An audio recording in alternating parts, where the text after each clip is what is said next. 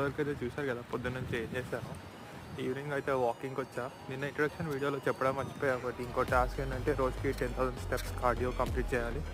So అందుకని చెప్పి evening వాకింగ్కి వచ్చాక ఇంకా మోస్ట్లీ బుక్ రీడింగ్ ఒకటి మిగిలింది, ఇంకో టాస్క్. అది కూడా కంప్లీట్ చేసేసి సేమ్ మళ్ళీ నైట్ 11 కల్లా పడుకోవడానికి చూస్తాను. తర్వాత మళ్ళీ రేపు కలుస్తాను.